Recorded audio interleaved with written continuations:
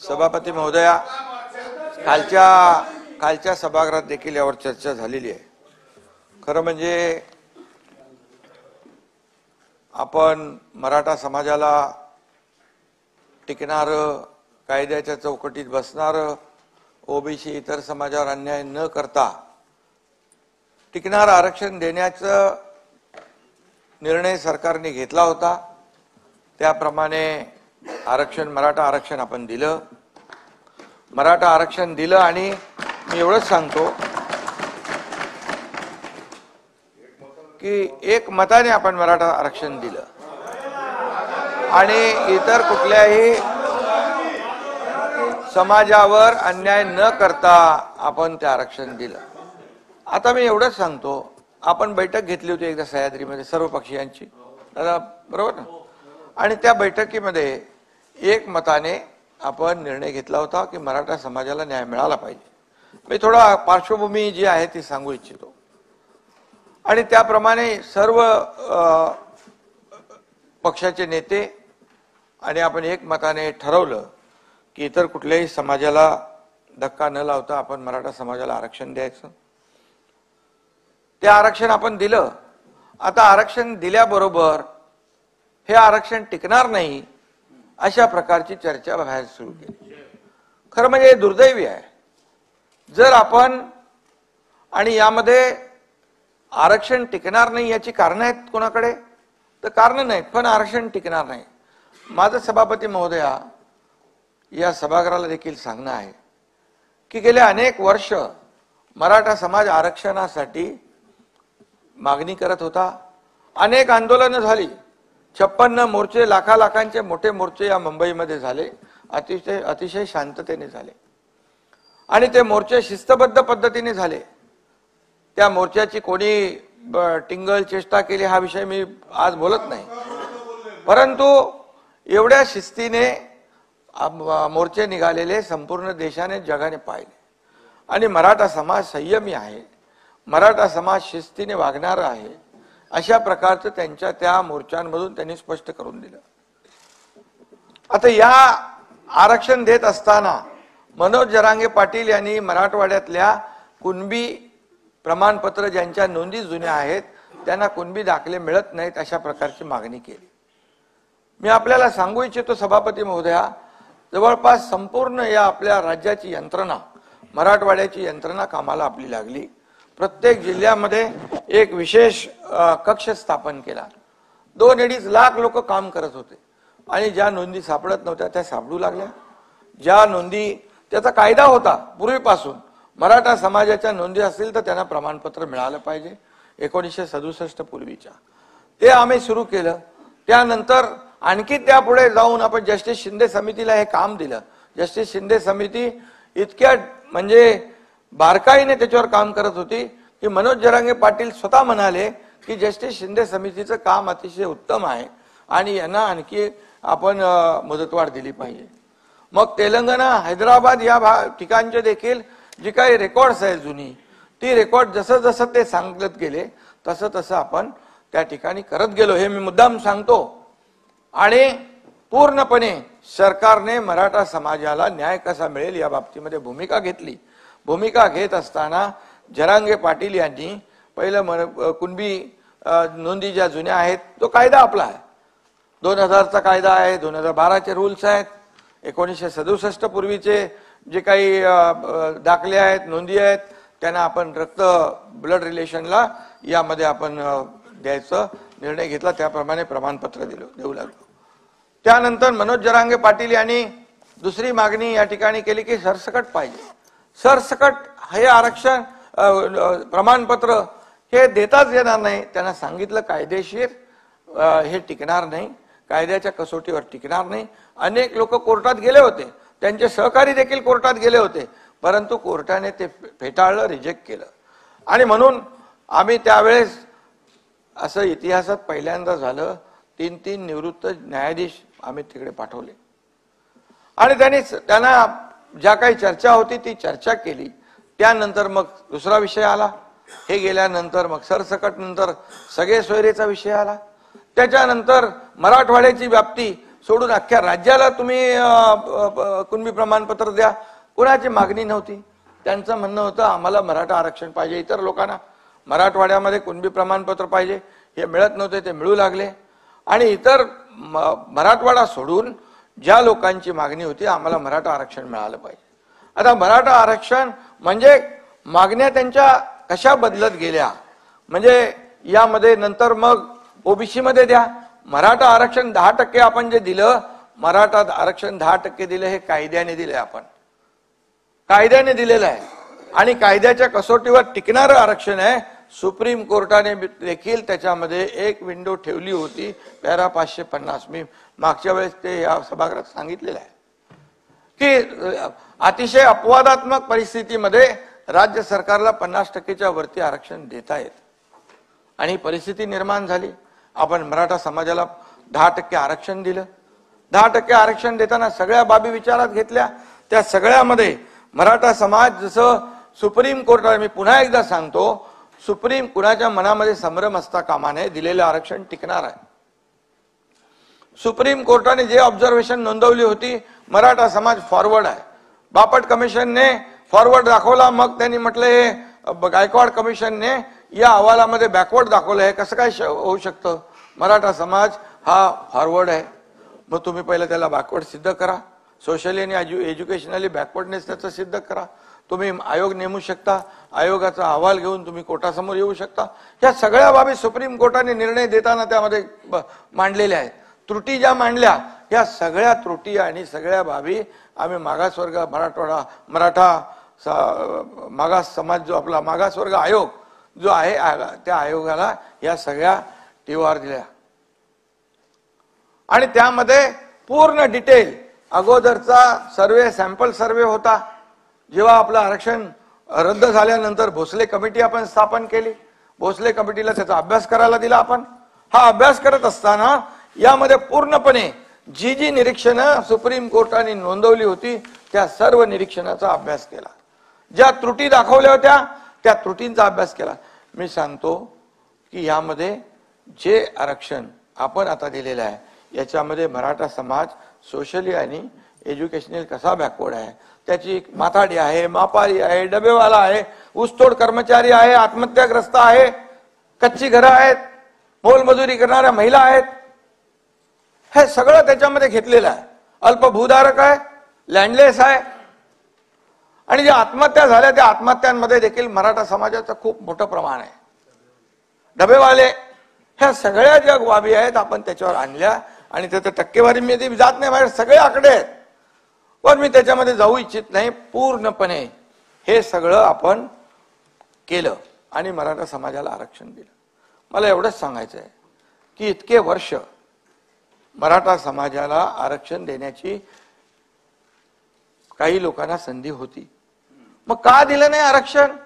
बरं, आरक्षण आम्ही दिल्यानंतर आरक्षण टिकणार नाही हे कुठल्या मुद्द्यावर आपण म्हणता?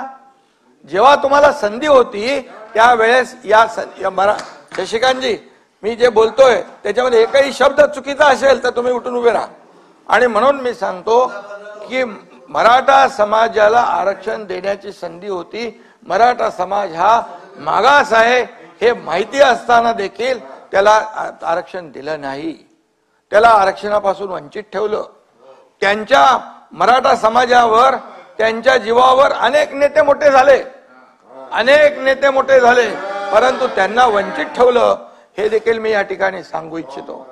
आणि हा एकनाथ शिंदे या मराठा समाजाला आरक्षण देण्यासाठी जाहीर छत्रपती शिवाजी महाराजांची शपथ घेतो.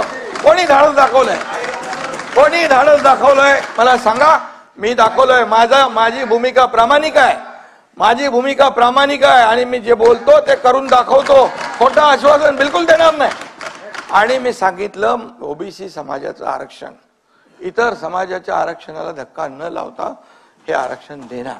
त्याप्रमाणे आमचं सगळं काम चालू होतं आणि त्यामुळेच मी ते बोललो.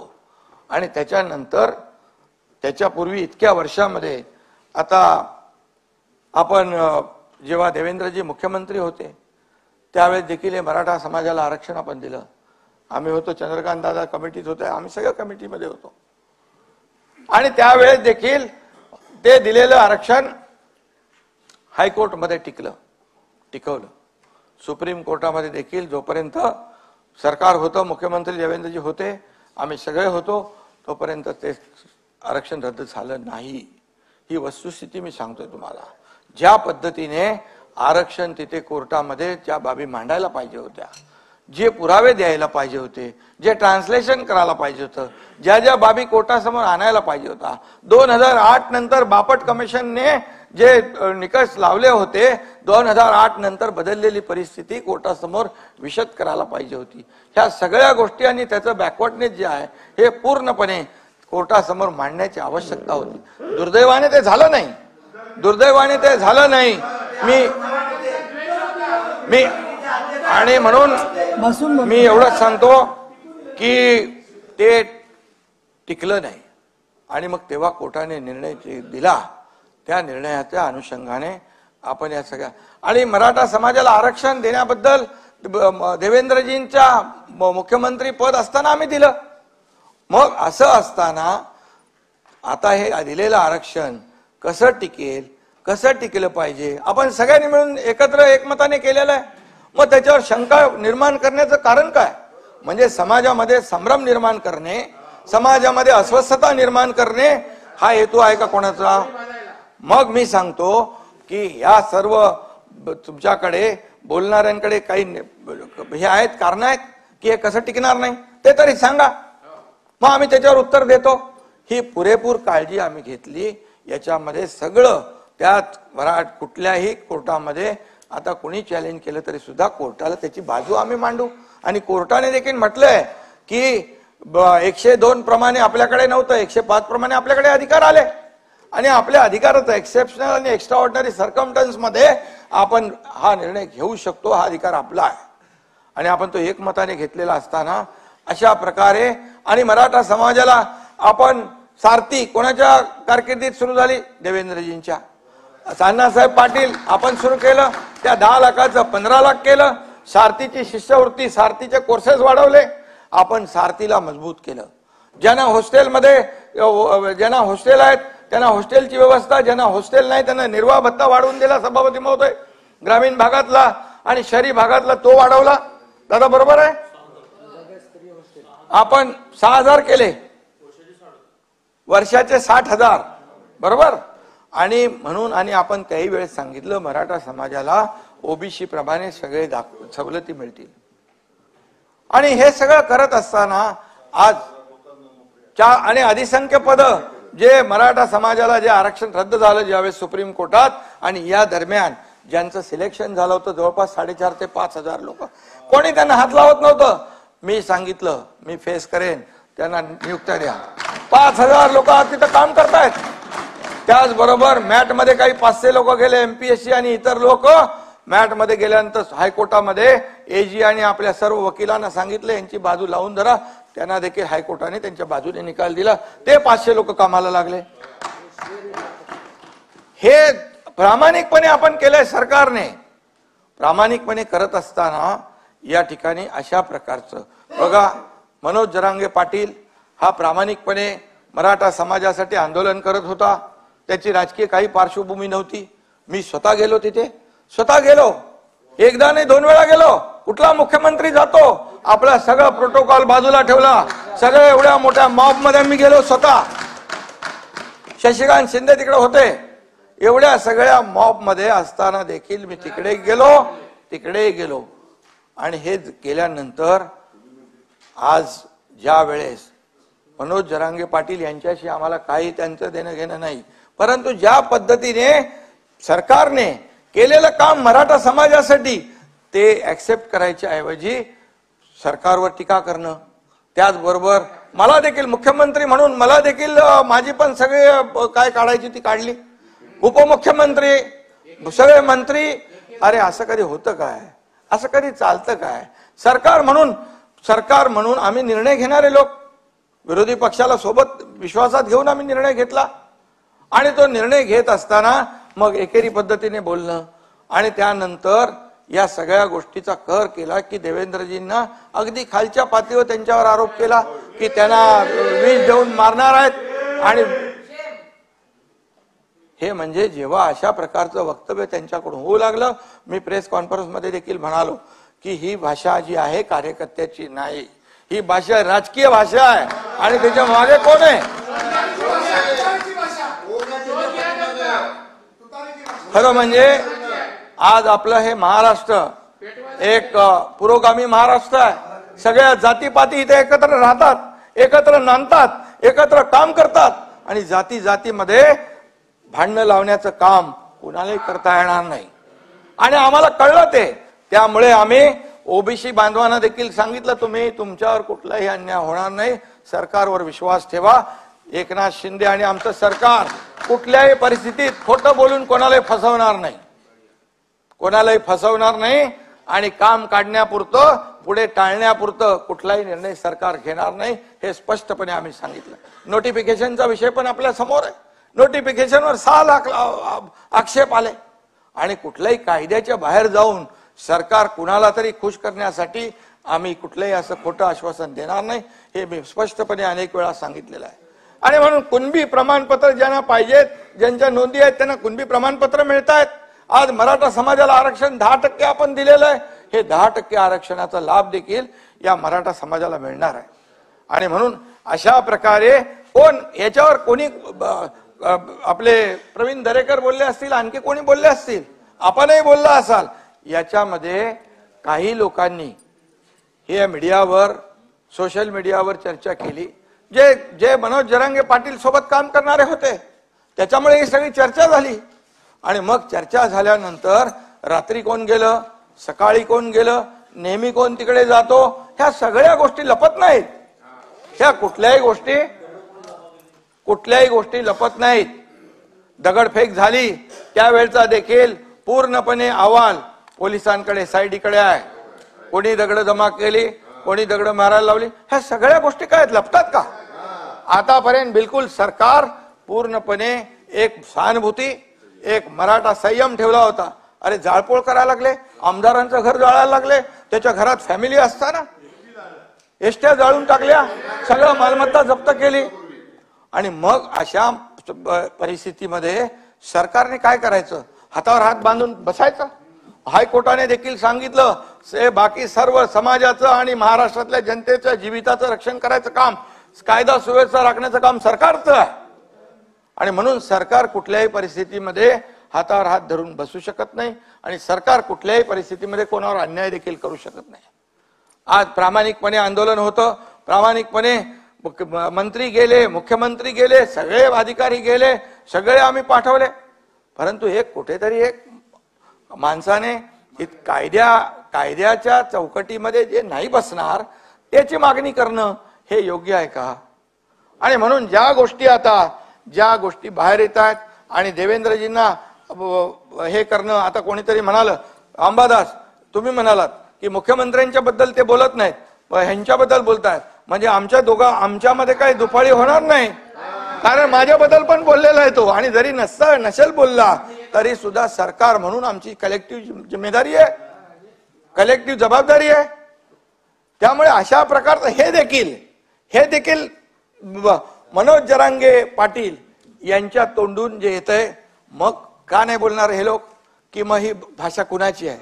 हे सगळं स्ट्रॅटेजी कुणाची आहे की एकावर आरोप करायचं, दुसऱ्याला सेफ ठेवायचं? पण आमच्या सरकारमध्ये कुठलाही निर्णय, मी घेतलेले प्रत्येक निर्णय दोन्ही DCM, आमचे संबंधित मंत्री यांच्याशी चर्चा करूनच शेवटी हा राज्याचा एक संवेदनशील विषय आहे. आणि म्हणून अशा प्रकारे जे आपण आता दिलंय, मराठा समाजाला आरक्षण 50% दिलंय, तिथे कुणबी प्रमाणपत्र जी आहेत ती मिळत आहेत. आणि जो काय बॅकलॉग होता मराठा समाजाला मिळत नव्हतं ते सुरू केलं आपण. त्याचं सगळ्यांनी स्वागत केलं पाहिजे, सगळ्यांनी त्याचं स्वागत केलं पाहिजे आणि त्याच्यामध्ये कसं टिकेल या बाबतीमध्ये बोललं पाहिजे. आणि म्हणून मला वाटतं की याच्यामध्ये जे काही यांनी मुद्दे उपस्थित केलेले आहेत कोणी, आणि कायदा सगळ्यांना समान असावा, मी प्रेस कॉन्फरन्स मध्ये पण बोललो, कायद्यापेक्षा कोणी मोठा नाही. मुख्यमंत्री असला तरी तो सुद्धा नाही, कायदा त्यांनी पाळला पाहिजे. आणि म्हणून कायदा आपण या सार्वभौम या सभागृहामध्ये कायदे पारित करतो. या कायद्याचं उल्लंघन कोणालाच करता येणार नाही. जयंतराव, सगळ्यांनी कायदा पाळला पाहिजे आणि म्हणून कायद्यापेक्षा कोणी मोठा नाही. काय भाषा, काय हे करून टाका, ते करून टाका, हे झालं पाहिजे, ते झालं पाहिजे, हे बंद करा, हे गाव बंद करा, असं कधी झालं होतं आपल्याकडे? असं कधी झालं होतं आपल्याकडे? असं कधीच झालं नव्हतं. आणि म्हणून याच्यामध्ये बघा, आपल्याला मी सांगतो, हा आपला महाराष्ट्र आहे, आपली एक संस्कृती आहे, आपली परंपरा आहे आणि या सगळ्या गोष्टी ज्या आहेत याच्यामध्ये कुणाला उतरवा आणि काय काय भाषा, हा असं कसं काय होऊ शकतं? प्रत्येकाने आपली मर्यादा ओळखून बोललं पाहिजे. या देशाचे प्रधानमंत्री मोदी साहेबांनी जगात नाव केलं. आज आपल्याला त्याचा अभिमान असला पाहिजे. नाता भाऊ, जगभरामध्ये आम्ही जातो तर मोदीजींच्या नावाने, आपल्या देशाच्या नावाने सन्मानाने बोललं जातं, आदराने बोललं जातं. आज पूर्वी भारत बोलला की कोणी लक्ष देत नव्हतं, आज भारत बोलला की जग लक्ष देत आहे. याचं कारण जे संबंध जपलेले आहे, कोविडमध्ये असेल, इतर वेळा असेल, इतर जगाला देशांना मदत. तुम्ही म्हणा आता मोदीजींच्या बद्दल चांगलं बोलतो, चांगलं केलं तर चांगलं. बाळासाहेबांनी आम्हाला शिकवलंय, जे चांगलं आहे ते चांगलं बोला. अंबादास बरोबर आहे, ज्या चांगल्याला चांगलं बोला आणि नाही ते खरं आहे. आणि म्हणून चांगल्याला चांगलं बोलण्याची सवय आमची आहे, ही शिकवण आमची आहे. वाईटाला वाईटाचे त्याला पण धडा शिकवायचं काम पण शिकवलेलं आहे. आणि म्हणून आज या देशाचे प्रधानमंत्री मोदी साहेब यांच्याबद्दल अशा प्रकारचे उद्गार काढणं हे शोभतं का? असं होऊ शकतं का? ही सरकारची जबाबदारी आहे. आणि म्हणून एका मर्यादेपर्यंत आपण टॉलरेट करू शकतो. एका मर्यादेच्या नंतर जेव्हा वाटलं या पाठवून यांच्या स्टेटमेंटला, बोलण्याला, भाषेला काहीतरी वेगळा राजकीय वास येतोय, त्यावेळेस मग मी पण बोललो की कायद्यापेक्षा कोणी मोठा नाही. कायदा हातात घेण्याचा अधिकार कोणालाही नाही आणि कायदा कोणी हातात घेऊ शकत नाही. शेवटी मला मुख्यमंत्री म्हणून इतर सगळे समाज जे आहेत त्यांची जबाबदारी आपली आहे. उद्या शशिकांत शिंदेच्या गाड्या अडवल्या आणि फोडल्या तर चालेल? नाही चालणार. तुम्हाला तुमच्या मागे सरकार उभं राहील. तुमच्यावर जरी झालं तरी आज सरकार तुमच्या पाठीशी उभं राहील. आणि मी सांगतो पुन्हा एकदा, जे मी जाहीरपणे शपथ घेतली तिथं मराठा समाजाच्या ऐवजी दुसरा कुठलाही समाज असता तर त्यासाठी देखील या एकनाथ शिंदेने ती शपथ घेतली असती.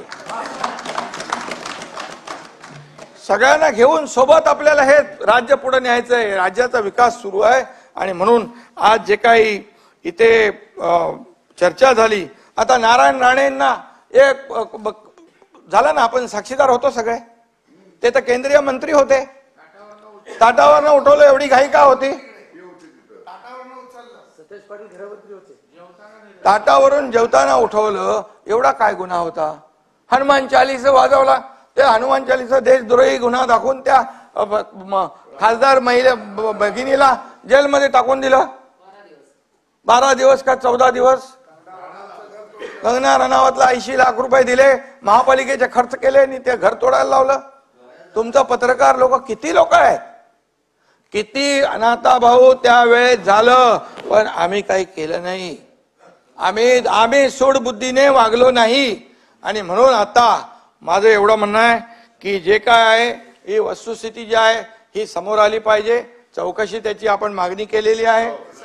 त्या बाबतीमध्ये जे जे काही, आता मी डिटेल त्याच्यात बोलत नाही, SIT आपण त्याच्यामध्ये नेमू आणि SITच्या माध्यमातून जे जे काय आहे ते सत्य जे आहे ते सत्य बाहेर येईल, त्याची चौकशी होईल. आणि दूध का दूध पाणी का पाणी व्हायला पाहिजे. परंतु मी एवढं सांगतो, कोणालाही यामध्ये सूडबुद्धीने आकस्पोटी कुठलीही कारवाई कोणावर केली जाणार नाही. परंतु विरोधी पक्षाने देखील या मराठा आरक्षणामध्ये कुठपर्यंत आपण सहकार्याची भूमिका किंवा विरोधाची भूमिका किंवा राजकारणाची भूमिका घ्यावी हे ठरवलं पाहिजे.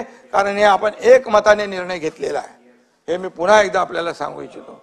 आणि म्हणून माझी सगळ्यांना विनंती आहे की यामध्ये ज्या पद्धतीने कुणी माणूस असेल तो खालच्या पातळीवर बोलू लागला, जर एकेरी भाषेत बोलू लागला, खोटे नाटे आरोप करू लागला, तर त्याला बिलकुल पाठीशी कोणी घालता कामा नये।